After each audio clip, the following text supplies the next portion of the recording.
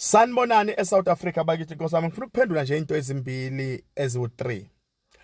Ngizothi bakithi siyazi sonke manje ukuthi iMarch and March is in power. That organization guys for now is in power.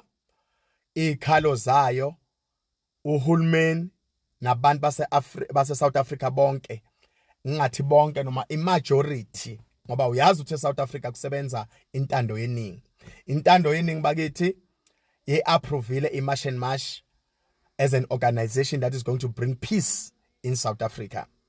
So for me as Pastorino, for Mr. Malema CIC, for Duduzile Zuma, niveza ngokwe experience yenu ukuthi uDuduzile uzalelwa eMozambique ukhulele eZimbabwe whatever ngeke sekulate manje.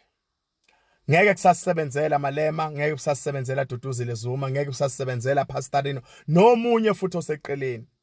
Ngoba ngiyangayisho lento ngathi the more sifuna ukukhuza la kunomlilo khona. Umlilo kwesisikhathi mase ukhule kakhulu mawuthela amanzi uvela ube wes. Ufila ngathi lamanzi umoya uyawubhebhethekisa. Njengamanje bengithi guys asigobise namakhanda. Njengoba abantu bokufika sengibaqelile mina ukuthi ngicela bahambe bayolungisa amaphepha. Kahle mina bengathi abahambe lethi bayolungisa amaphepha. Bengithi abahambele ukuthi ababiyele emazweni wakubo so that ngizobona nami Pastorino ukuthi ngempela le nhloso yeMarch and March ayikhoswa idemoni yini. Yingoba vele kukhona okufihlakele ekumele kusize thina abahlali noma imimoya emimbi engenelele kuMarch and March. Ngoba kungenzeka iMarch and March iqale kahle mara kwangena imimoya phakathi kwayo. So angeke sikwazi ukubona manje lokho ngithi mina abokufika abahambe. Uyazi kube kuyangami bekumele kushaye i30 eSouth Africa kushaya umoya kusele nje kuphela umuntu waseSouth Africa. Ngifuna ukuzwa ukuthi ilanguage izothini. Ngoba ilanguage le eyokuthi ekuseni manje sibona ngale yemsukanyo wasala yabona yefuse ekhamba bafowethu. Enough is enough. Nazi i30. Ngicela abantu bokufika ngiyaphinda futhi abahambe kusho mina Pastorino. I want to see ukuthi ngokuhamba kwenu thina singabahlali eSouth Africa, are we going to benefit noma ekuhambeni kwabo yo benefita ontaba kayikhonjwa. Ngoba ngenzeka sijuluka kanje phakathi kulabantu bonke labagcwele laba kuyoba ingcosane ezohlomula. Yingakho ngithi ngiyanicela abantu bokufika hambani. Ngoba izwi lithi sihlupheka kungenxa yeni. Izwi lithi sitshontshelwa nje kungenxa yeni ubugebengu ubuza nani. Izwi lithi ama drugs eze nani. Izwi lithi ama bribe konke nje lokukhohlakala khona eSouth Africa. Manje masithi siyabheka umuno obukhombisa ngakini. Hambani bantu bokufika. Buyelana emakhaya kusho mina umfundisi Pastorino. Kunalento engifuna ukuyibona ukuthi emva kokuhamba kwenu inkulumo izothini. Duduzile Zuma, CIC Malema nabanye sorry nenganemanga kodwa ngiveza laba engathi mhlawumbe bale phezulu ukukhuluma kwenu ukuthi leta niyithandi senenza ukuthi bangasagibela ibhasi kamnandi bagibela ibhasi ngesicathula. Senenza ukuthi bangasakhishwa ngendlela eright bakhishwe ngendlela embi.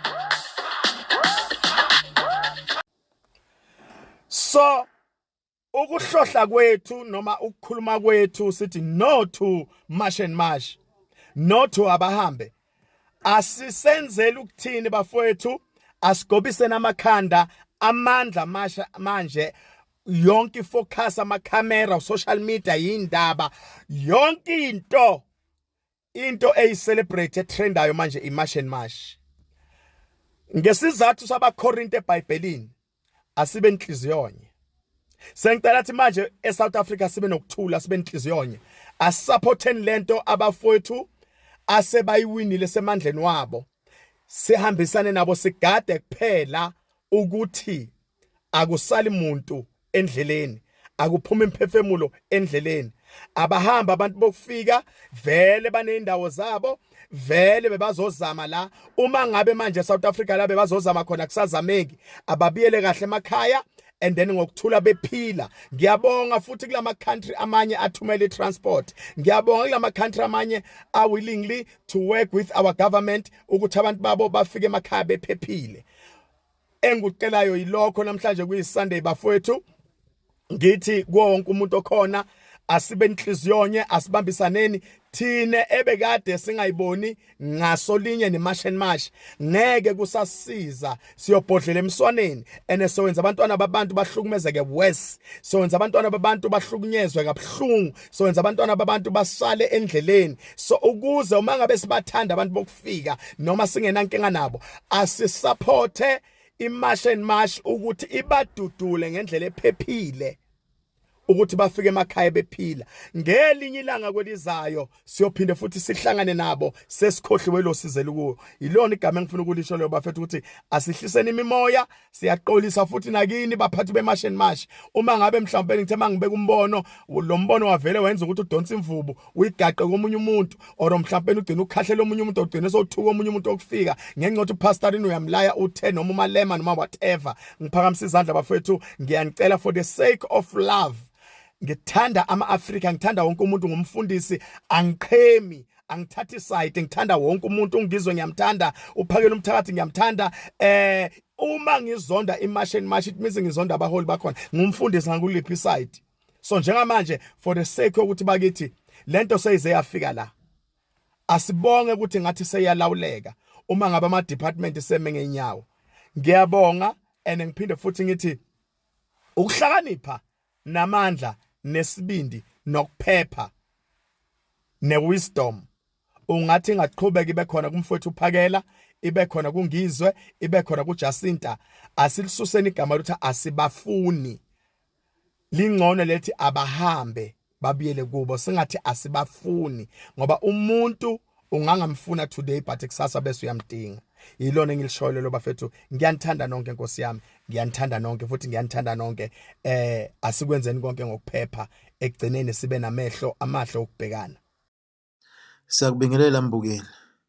Ngabe umbono kaBhuti methi hayi sekulate uJulius Malema benaDuduzile Zuma Sambodla ukuthi achaze ukuthi yena wazalelwa eMozambique wakhulela eZimbabwe ukuthi kuvimbele amandla lawo esinayo eMashemash, ngoba hayi iMashemash seyigena amanye amandla maningi abantu asebeyijoyinile, seyithuthuke ngendlela eyisimangaliso kabi.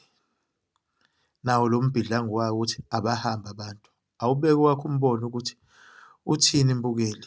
Siphinde sibone nevidiyo elandelayo. Ube nosuku oluhle.